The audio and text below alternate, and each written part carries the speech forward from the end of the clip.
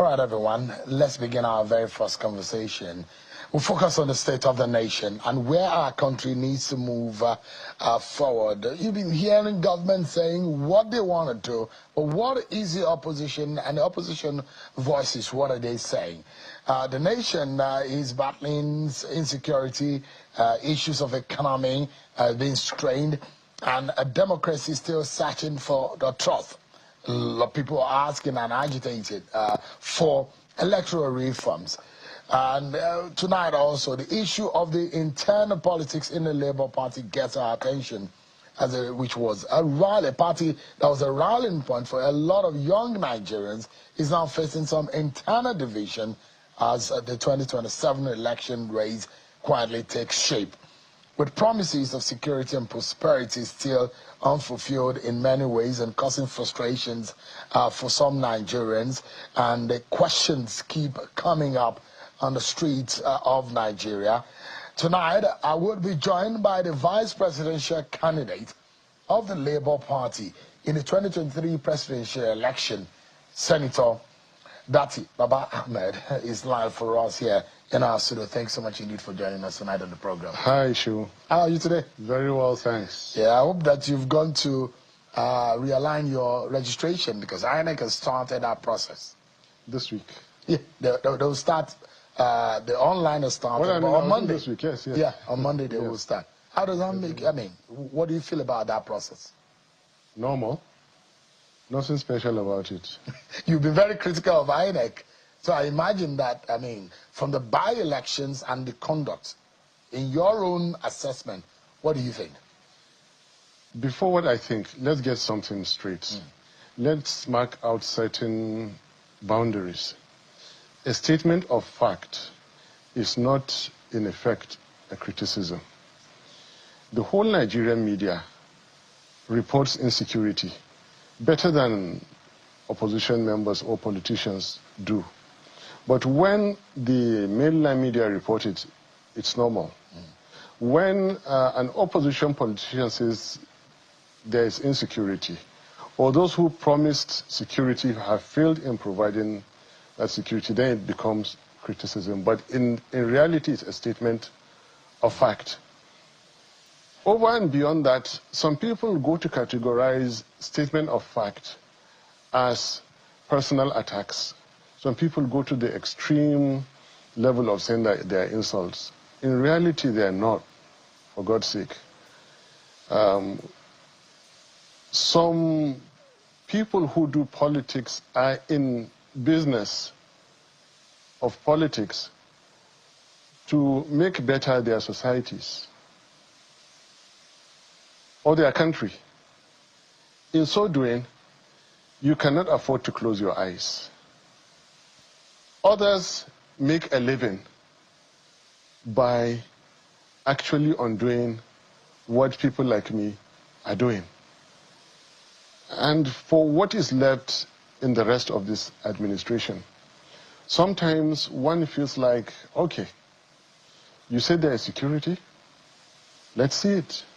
You said the economy has improved, let's see it. The question you're asking me about INEC, I have never been critical. I don't have energy to spend on criticizing INEC. INEC conducted a fraudulent and bad election, which is not, up to now, consistent with the Nigerian Constitution, the declaration itself. And I stated it. They have finished us. They have declared a government that is in place and providing the kind of governance they can provide. So I have no business with INEC besides the statement of fact. Now, having cleared this, and it is very, very important to do so, statement of fact, let INEC do what they feel like. Let their conscience judge them. Let posterity judge them. Let Nigerians judge them. By November this year, yes, Professor Mahmoud Yakubu's time at INEC will gradually wind down. In your own view, the leadership of INEC could be very critical. Nigerians are asking for electoral reforms and looking forward to an election that will bring some level of trust in our democracy. What are your own views about who should be the next lead, who should lead INEC going forward into our critical 2027 elections? Very simple answer. A credible person. That's all I want. That's all I want. A credible person. Not somebody who would clearly read what the Constitution provides. 25% in at least 2/3 of the states of the Federation and the FCT, and go ahead to breach the Constitution and put Nigeria in what Nigeria is in today. Just one individual. If you recall, I told you, throughout human history, individuals make or break nations. This man is going to be responsible for what has happened, what is happening in Nigeria. It is wrong. I still say it is wrong up till now. Without apology, it's a statement of fact. Another arm of government upheld what he did. I beg to say, as small as I am, by the service of God Almighty in my heart, it is wrong what they upheld. But you were proven wrong by every institution of state. We were not wrong. Well, the court says you were wrong. No, they have the power to say we were wrong. Now, this is another clarification we have to make. The courts have the power to say you are wrong, even if you are not wrong. And we were not wrong. That election was rigged. And that election, the results up to now are not consistent with the Nigerian Constitution. Anyway, leave that. You asked me who I want is not important. I want a credible person. I would rather we talk about democracy for once. I would rather we talk about the Fourth Republic for once. I would rather we talk about the average Nigerian citizen for once. Because the Nigerian politician, the Nigerian elite, and the Nigerian leaders. Because our election is at the heart. Yes. Because it's a process of choosing a leader. No matter what kind of state that you have, where you don't have the right leader, you're set for a disaster. And that is why it is important for us to get it right in the choice of those who conduct our elections, because it determines how our country goes, because it determines our leaders. I couldn't agree more with you that our leadership recruitment is all and everything about Nigeria now. And electoral fraud is right now the single most important fact to be addressed in our life as a nation, even beyond insecurity. Insecurity is derived from electoral fraud. The way we have it now, Nigerian election gave birth to the kind of insecurity we have today. But there isn't enough time to discuss it now. But I can prove it. Corruption is aggravated by the kind of electoral fraud that we have. The destruction of our youth, the destruction of our systems, including the judiciary, these are all guaranteed by the types of elections we hold. So, yes, you couldn't be more correct, and I could not agree on you on anything more than our leadership recruitment is the bane of our problems today. You look at where we are as a people today, and there are a lot of factors that happened globally that could have pointed us into prosperity. COVID could have taught us a lot of lessons that would have directed us in the way of tech and innovation. Because in the rest of the world, it braced them up for the worst, and it helped them to wake up. There's some part of their brains that weren't working before COVID, and a lot of things started happening. A lot of businesses came to boom after COVID. The war in Ukraine and Russia gave rise to a lot of countries' prosperity. Nigeria is quite different. Sorry to cut in. Absolutely. I want to say a lot in this, our engagement. Nigeria is quite different from the countries you're talking about, and right now, all Nigeria needs to prosper is good leadership. That's one. That's in fact, the one and only. That's the one and only thing. Everything else will fall in place. We have been underestimating how industrious Nigerians are.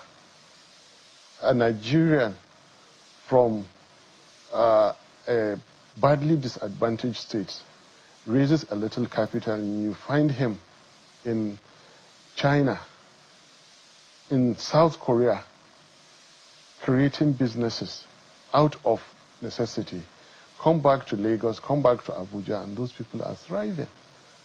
All we need in Nigeria today is good leadership, and everything else will fall in place. Insecurity will be sorted with the right leadership.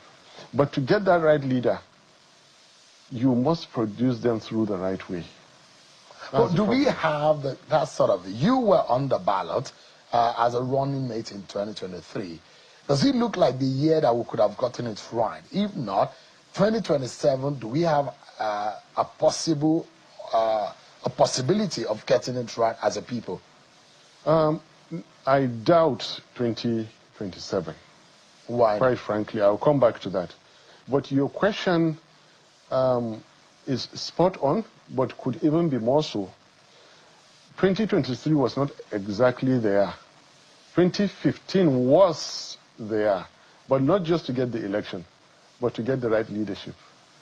2015 was when Nigeria was disappointed, was when Nigeria was let down. 2015 was when we realized that some people are in Nigerian politics for the wrong reasons. Here is a government, no names called, given power easily, not even going to court against them. Took 6 months to form the government, and then, corruption started afresh. Insecurity took new dimensions and everything. Your question, as good as it was, is that was 2023 or 19 or 15 the time that Nigerian leadership would have begun to answer their names? Good leaders begin to Nigerian politics produce good leaders.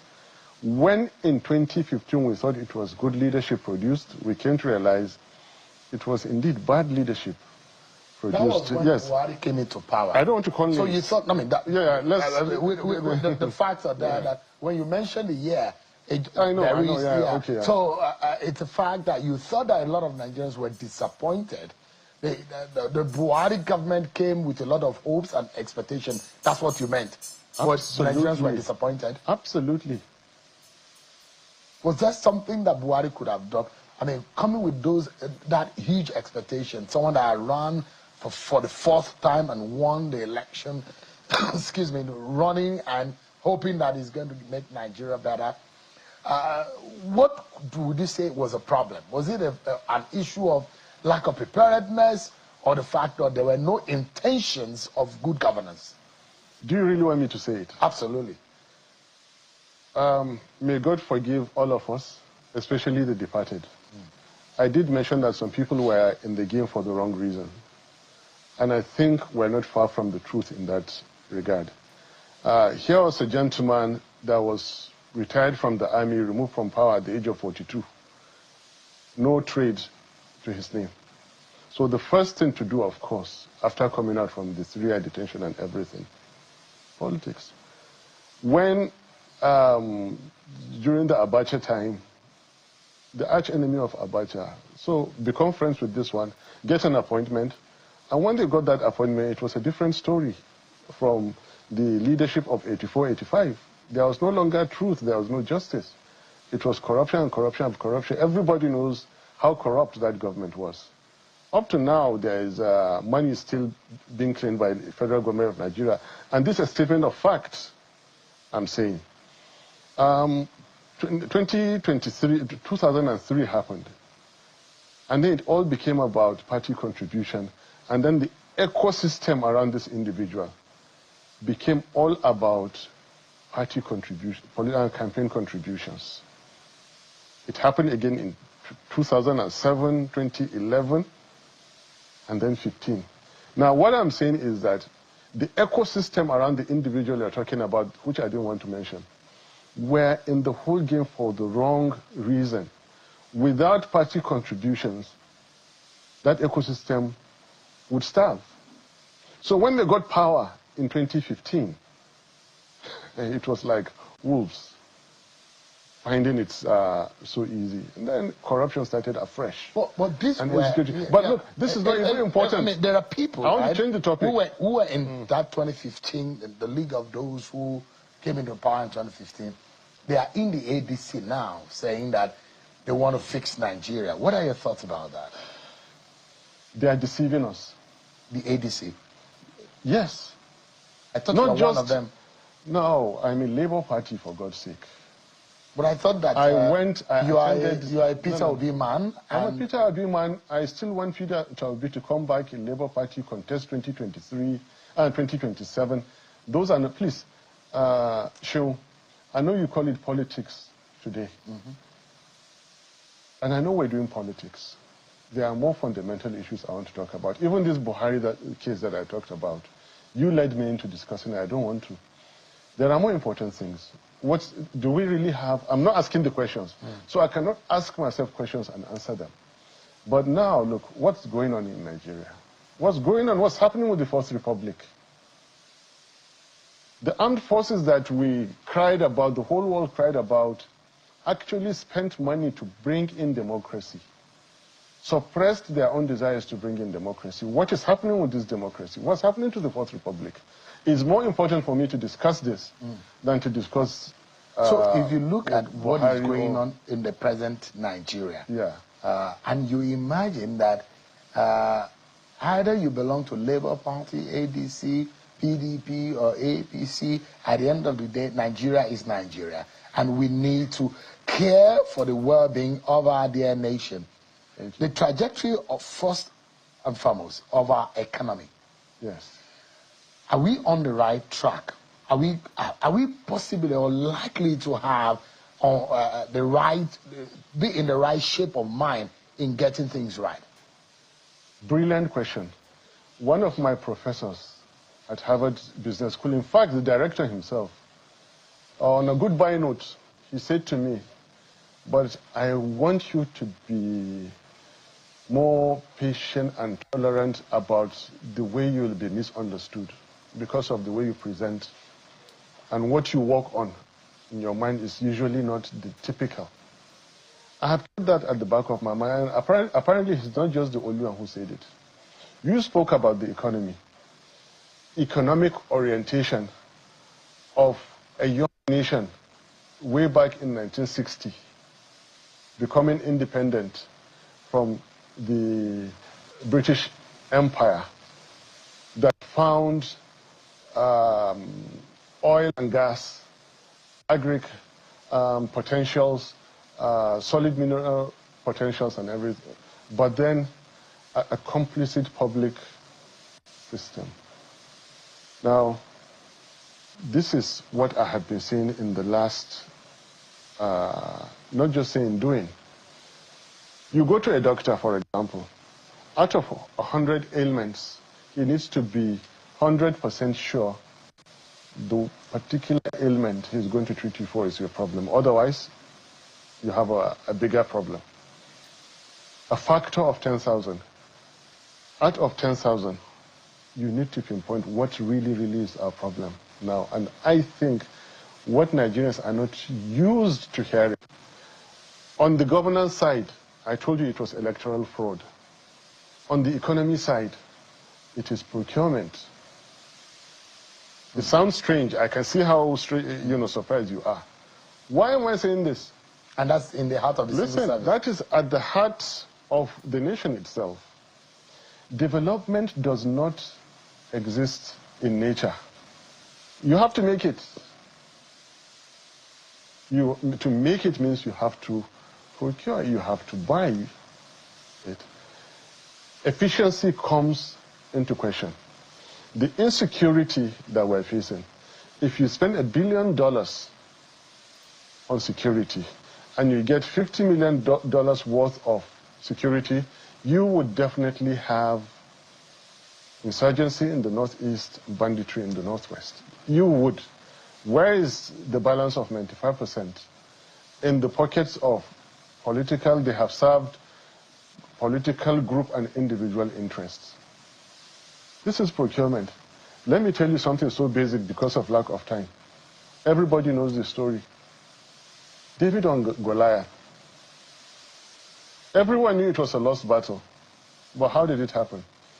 David procured the winning formula, the stone. And how did he took time to go and find it. He kept it. Have we procured our development? Have we procured our future? No. Are we efficient in doing that? No. Why are we not? Corruption. How is this corruption happening? Weak procurement. Why is there weak procurement? Personal interest, group interest, political interest, electoral interest. Transactional way of life. Thank you. Now, do you have leaders who will be able to remove these interests? Yes. Willpower. Willpower. I, for one, I knew in 2023, Peter Obi and I were willing to do that. And you have the formula to be able to fix that? We have the formula to do that. Give me a moment, Senator. Yes. We'll go on a break, and when we come back, more on the right path that Nigeria needs to tread. Senator Datti Baba-Ahmed will be back with us, everyone. Stay with us, everyone. Thanks so much, everyone, for staying with us. My conversation with Senator Datti Baba-Ahmed continues. Thank you so much indeed for your time tonight. I mean, there's going to be a lot. One has to be methodic and strategic in the issue you raise in fixing the procurement problem that we have in Nigeria. But beyond that is the realization of a people that there is a goal, which is Nigeria. It does look like we are largely divided. And a people divided, or a nation divided, can never see development. Thank you, Shil. How do we mend the divided fiber of our nation? Some people call it educated. They said the people are not educated. And while I will not outrightly disagree, I keep saying that you don't need to be educated to know the difference between right and wrong. I went to the extent of breaking down what it was. And what I come up with is some kind of a pyramid. I'm sorry I'm not being academic, but because it is my way of life, I can take a minute or two here to discuss it. At the rock bottom is basic literacy of a society or of a nation.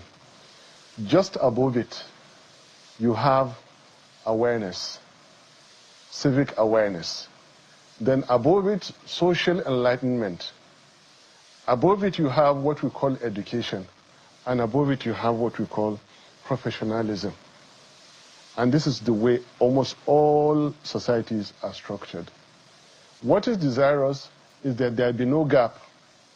If you take the society for a square, that all of that square should be filled by the percentage of population that are literate, aware, enlightened, educated, and professional. But, I mean, you can't afford to have, historically, there's a small number of medical doctors, engineers, architects, PhD holders, and all that, you know? You can't have 100% of the population, and that's why it goes up as a pyramid.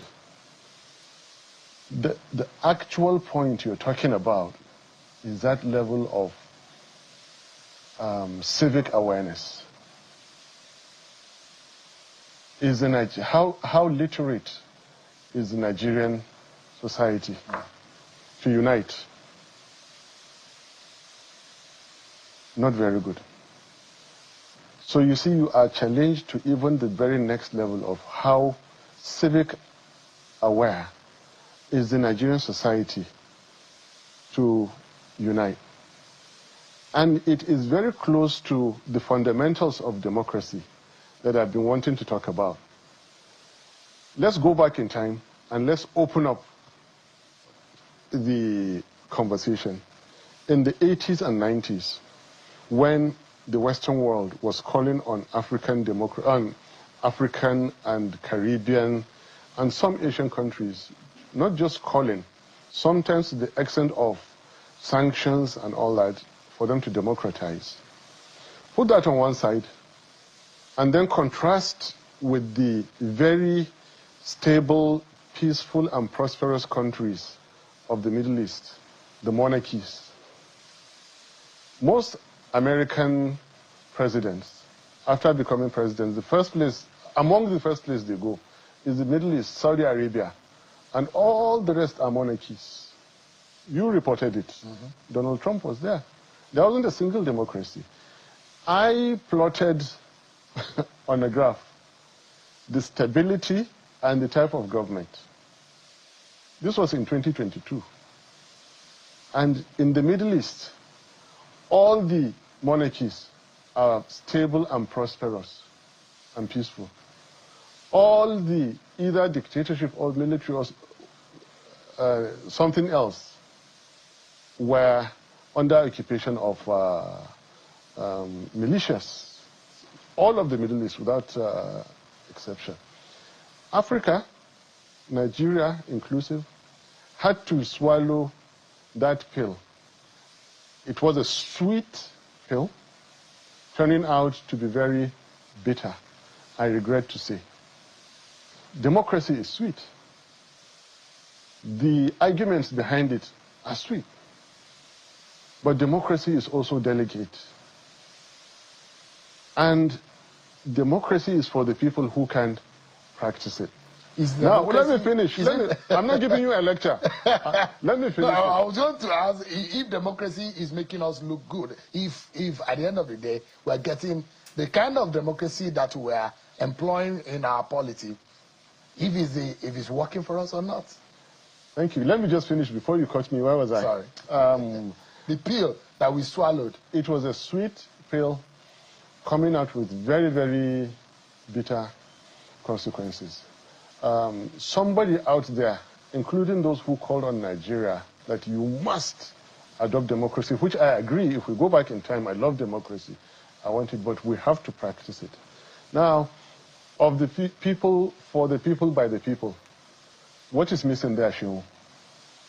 What kind of people? The people divided that you're talking about? And that's why I kept saying that if you cannot practice democracy, democracy is not for you. And I'm not saying that we should stop practicing democracy today. What I'm saying is that we must practice it. And it is not rocket science. It's not impossible to practice it. The first thing we should do is that our electoral system must produce the leaders that are elected by the people. Not the kind of election we saw in 2023, where after promising world leaders like Thabo Mbeki that I will come and correct everything in the morning, you sneak 4 a.m. Never happened in the history of the world. 4 a.m. to go and declare a government that is still misruling us today. The second perspective is that are the Nigerian people able to demand their rights, protect their rights, extract the dividends of democracy? Regrettably, no. And I think that is what you rightly but simplistically put as divided. Now, maybe in the Middle East, they realized their temperament, their history, their everything is not consistent with. So, won't start in the first place. It is better to have a responsible dictator, what they call rulers, to lead them. Because the beginning of peace and prosperity is a good leader. The beginning of chaos and disaster is a bad leader. I have to wrap up, and I'm looking at, I have to wrap up, and I'm looking at the issue of corruption. Yes. And maybe in one sentence, how do you think we can stop it? Procurement. That you mentioned earlier. Yes. Maybe you don't know this. Way back in 1999, we're not talking of politics now. You are asking somebody who is deeply involved. I was behind the documents that led to what you see today as BPP. Yeah. So you're asking me what I know. Well, I'm not claiming to know more than anybody, but the evidence is there. When we handle it well, when we do it well, we will rid our nation of corruption. Just mark what I said. Development does not exist in nature. you have to make it. All right. You have to buy your security. You have to buy your peace. You have to create your prosperity. And if you are deliberately wasteful in doing that, like we are, kilometer of road, bed space in hospitals, the public institutions, universities that we know. For example, way back in 2010, 2011, somebody creates a university with 2.5 billion, and somebody else in government is starting a public university with 10 billion in a temporary site. These are all procurement issues. So that is corruption. Yeah. And let me repeat, when you have leaders that remove personal, group, and political interests from governance, then you are beginning to fight corruption. So now, what happens now is intrinsically, Nigerian leaders come in by default, and Nigerian people seem to have accepted it. Once you have taken power over the Nigerian state, give the contracts the way you want them, share the oil wells the way you want them, make the appointments the way you want them, do it, and no Nigerian will come out to oppose you on that. All right. And this is not democracy. In fact, even the parliamentarians are silenced through different means, including threat of not being re-election and many other things. And those of us who are not in parliament, we see all sorts of threats to our personalities, to our own persons, to our own businesses, and all that. All right. Yeah. We need to go now. But would you be contesting in 2027? Good question. If Nigeria is still around, and there is an electoral system to follow, my love for Nigeria is undying. Mark that. I will appropriately associate with the groups and individuals I think are like-minded, and will try to rescue Nigeria. But you would like to still run with Peter Obi? Absolutely. But if it's not coming to Labour Party, you are not willing to leave the Labour Party? If you had heard what I was saying on air 2 months ago, there are 2 individuals I will succumb to. The first one has not said so, I will not say it on his behalf. The second one is Peter Obi. I'm always with Peter Obi until he decides not to. Who is the first person? I just told you that it's not my place to say it. Sooner no, but I mean, you're not asking him, but at least he has a name, he has an identity. He has an identity. Is that Rotimi Amaechi? No. All right. But Rotimi Amaechi is a good guy. He's a good person. You can deputize him. By the way, why do you think I have to be a deputy? No, because there is an arrangement that you followed, which meant that you deputize the zoning arrangement. Yeah. So that's why I But don't keep looking at me as a deputy, please. All right. Yeah, but Rotimi Amaechi is good. Then you can forgive all past. He's one of those you can forgive because I think he's someone that can always adapt. All right. Peter Obi is always welcome. I am still paying a heavy price for going to call for unity in Labour Party, and I'm not regretting, and I'll remember it. I want to unite Labour Party, let him come back. The ADC and stroke coalition people over-assumed that by just mentioning we're going to form a coalition, everybody should not ask any question, just come in. I will not be one of those. I will ask the right questions, and I want you to give me the right answers before you convince me to go and repeat the same. Look, removing a government is no problem. As big as you see Tinubu is, as big as you see him, he can be defeated. Easily, he can be removed. Do you understand? Yeah. That's not the problem. The problem is what is going to follow. And I don't want us to repeat 2015. Form the coalition, deceive the whole world that here is a credible government that's coming, and then bring in the worst government Nigeria has ever seen. Senator Datti Baba-Ahmed, thank you so much indeed for your time today. I appreciate it.